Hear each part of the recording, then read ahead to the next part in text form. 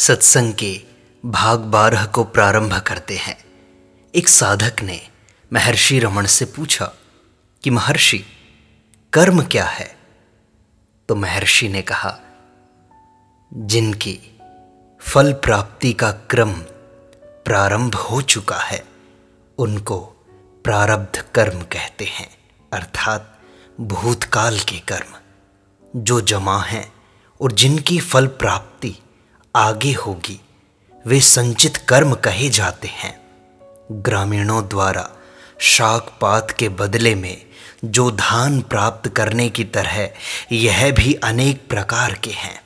बदले में प्राप्त धान में चावल, रागी, जौ इत्यादि, कोई जल पर तैरने वाला, कोई जल में डूबने वाला, कोई अच्छा है, कोई बुरा, कोई बीच का, अनेक प्रकार के अत्यंत प्रभावशाली संचित कर्म जब अगले जन्म में फल देने लगते हैं तो उन्हें उस जन्म का प्रारब्ध कहा जाता है। महर्षि, कर्म करें या ना करें, कर्म करना अथवा नहीं करना, इस विवाद में मत पड़ो। अपने आप को जान लो, तब देखो कि यह कर्म किसका है, किसका है। कर्म को स्वयं होने दो। जब तक कर्तापन का भाव है तब तक उसे अपने कर्मों के फल भोगने ही होंगे। यदि वह अपने को कर्ता नहीं मानता तो उसके लिए कोई कर्म नहीं रहता। जिसने सांसारिक जीवन त्याग कर दिया है वह सन्यासी है। महर्षि, अहम भाव का उदय कैसे हुआ? यह जानना आवश्यक नहीं कि कैसे उदय हुआ, वर्तमान को जानो। जब तुम इसे नहीं जानते तो भूतकाल की या भविष्यकाल की चिंता क्यों करते हो? एक प्रश्न के उत्तर में महर्षि ने फिर से कहा, जगत तुम में है अथवा तुमसे बाहर, यह पता करो। क्या वह तुमसे अलग है? क्या वह तुमसे आकर कहता है कि मैं हूं? इसलिए पहले यह पता करो कि तुम हो कौन, फिर बाद में अन्य प्रश्न करना। महर्षि, हम किस प्रकार जाने कि वह कर्म हमारा है अथवा नहीं? यदि कर्म का फल व्यक्ति को प्रभावित नहीं करता तो वह व्यक्ति कर्म से मुक्त है। तो क्या महर्षि बौद्धिक ज्ञान ही पर्याप्त है? बुद्धि से जाने बिना उसका अभ्यास कैसे होगा? अतः पहले बुद्धि से जानो, फिर वही रुको नहीं, उसका अभ्यास करो। सब लोगों से एक ही प्रकार के कार्य करने की आशा नहीं की जा सकती। प्रत्येक व्यक्ति अपने स्वभाव तथा पूर्व जन्म के संस्कार के अनुसार ही कर्म करता है। ज्ञान, भक्ति, कर्म एक दूसरे से संबद्ध हैं। ध्यान करने के लिए आकार अपनी स्वयं की रुचि के अनुसार होता है।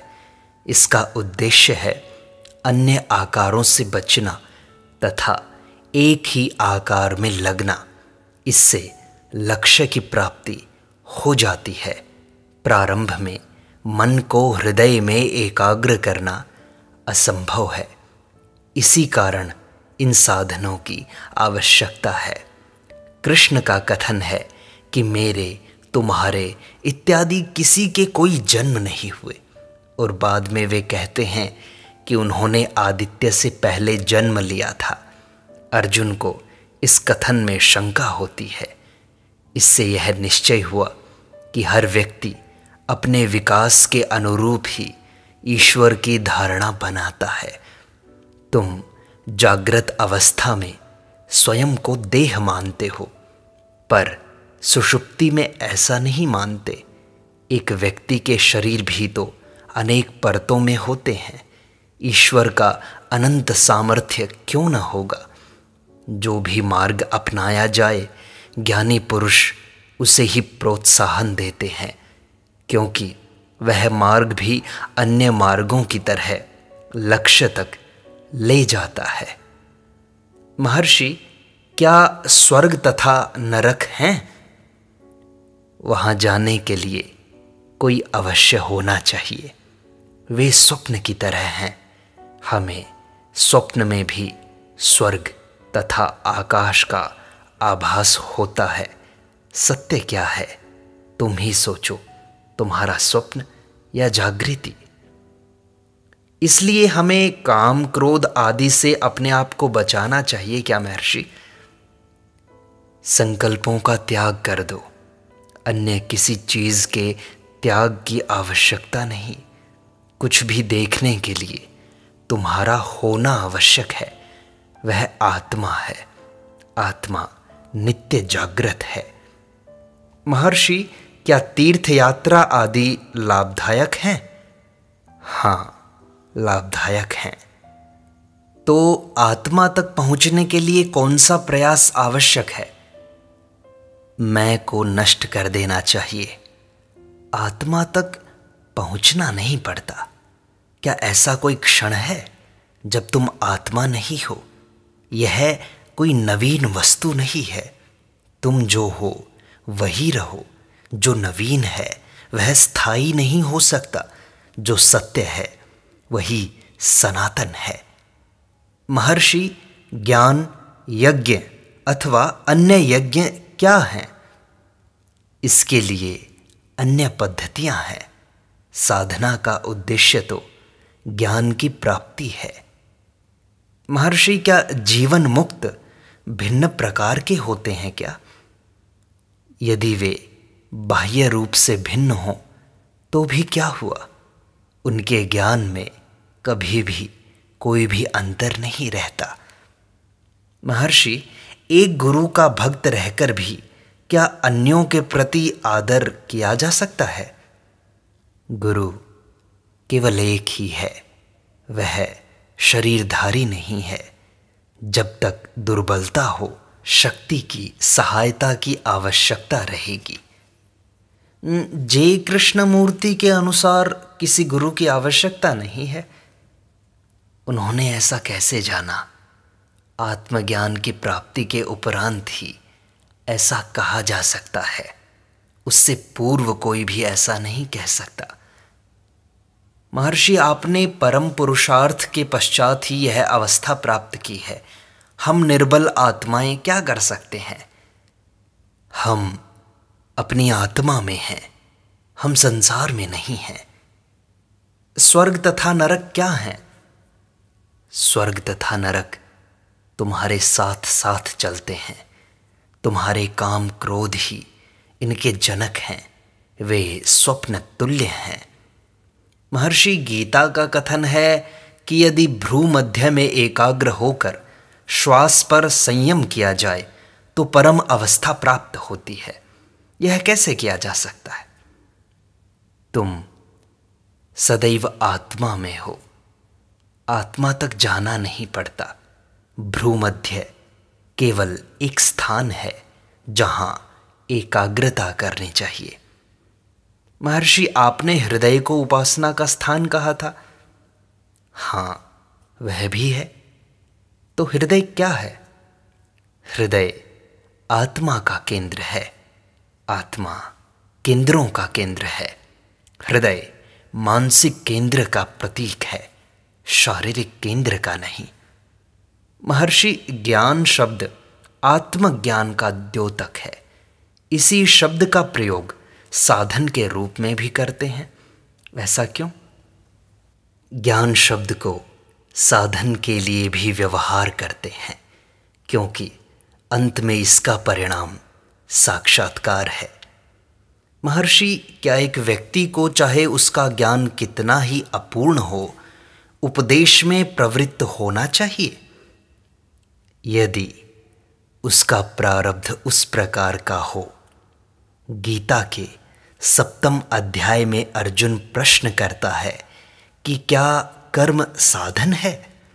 कृष्ण उत्तर देते हैं कि ऐसा ही है, यदि अकर्तापन के भाव से किया जाए।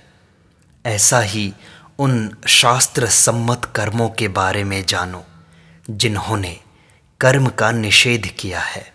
उनके द्वारा उन्हीं कर्मों को निषिद्ध ठहराया गया है जो कर्तापन के भाव से किए जाते हैं।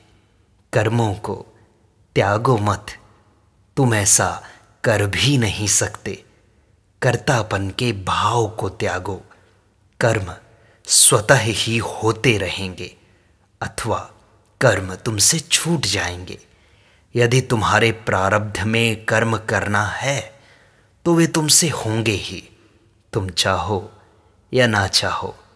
यदि तुम्हारे प्रारब्ध में कर्म नहीं है तो तुम कितने ही आग्रह से उनमें प्रवृत्त हो जाओ, वे नहीं होंगे। जनक, शुक आदि अहंकार रहित होकर कर्मरत थे। यश के लिए भी कर्म किया जा सकता है तथा निस्वार्थ भाव से समाज के लाभ के लिए भी किया जा सकता है। फिर भी उन्हें प्रशंसा की इच्छा रहती है, इसलिए वे भी वास्तव में स्वार्थपूर्ण होते हैं। महर्षि, वह एक वस्तु क्या है जिसे जानकर सारे संशय निवृत्त हो जाते हैं? संशयकर्ता को जान लो। यदि संशयकर्ता पकड़ में आ जाए तो संशय उत्पन्न नहीं होंगे। यहाँ संशयकर्ता के परे जाना है। फिर जब संशयकर्ता ही नहीं रहता तब संशय उदय नहीं होंगे, फिर वे कहाँ से उत्पन्न होंगे? सभी मनुष्य ज्ञानी तथा जीवन मुक्त हैं। उन्हें केवल इस वास्तविकता का भान नहीं है। संशयों को निर्मूल करना ही होगा। इसका तात्पर्य यह है कि संशयकर्ता को निर्मूल करना आवश्यक है। यहाँ संशयकर्ता मन है। महर्षि, इसके लिए क्रम क्या है? मैं कौन हूँ, इसकी खोज करो।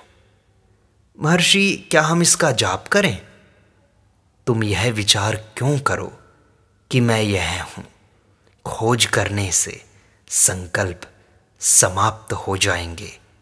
तब जो अनिवार्य अवशेष आत्मा है वह तुम्हारे सामने प्रकट होगी।